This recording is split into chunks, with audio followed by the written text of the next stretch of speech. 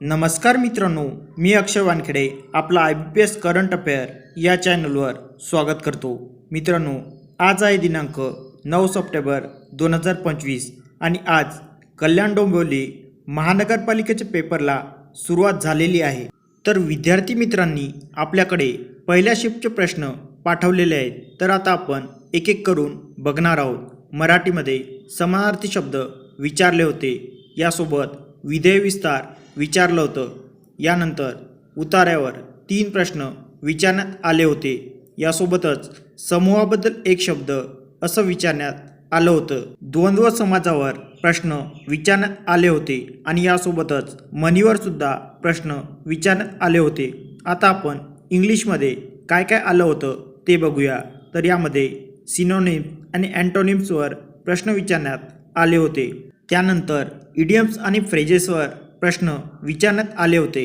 पॅसेजवर 3 प्रश्न विचारण्यात आले होते। पॅराजम्बलवर प्रश्न विचारण्यात आले होते। आता आपण सामान्य ज्ञान म्हणजेच GSGKवर काय प्रश्न विचारण्यात आले होते ते बघणार आहोत। तर प्रश्न पहिला, लोकमान्य टिळक यांचे वृत्तपत्र यावर काहीतरी प्रश्न विचारण्यात आला होता।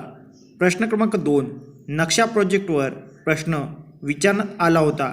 प्रश्न क्रमांक 3, हर्टलॅम्ब बुकच्या लेखिका कोण आहेत असा प्रश्न विचारण्यात आला होता। प्रश्न क्रमांक 4, आर्टिकल 24वर प्रश्न विचारण्यात आला होता। प्रश्न 5, मनपाचे आयुक्त कोण आहेत असा काहीतरी प्रश्न आला होता। प्रश्न क्रमांक 6, लाडक्या बहिणी योजनेअंतर्गत किती पैसे दिले जातात। प्रश्न क्रमांक 7, मुंबईचे पोलीस कमिशनर कोण आहेत।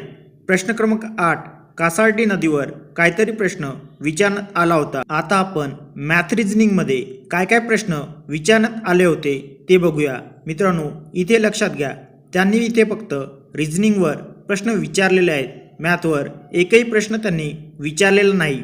यामध्ये डायरेक्शनवर 3 प्रश्न आले होते। ऑडमॅन आउटवर 1 प्रश्न, सिम्प्लिफिकेशनवर 1 प्रश्न, ब्लड रिलेशनवर प्रश्न आला होता।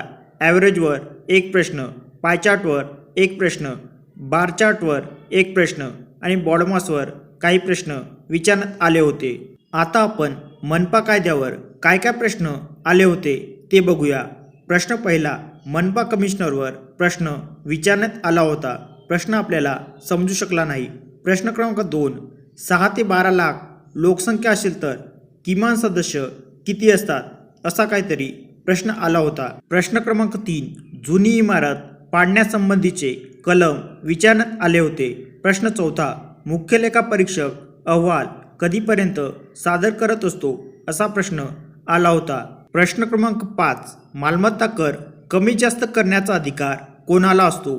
प्रश्न क्रमांक 6, पर्यावरण हानी झाल्यास असा काहीतरी प्रश्न आलेला होता। मित्रांनो, आपणही आमच्याकडे प्रश्न पाठवू शकता।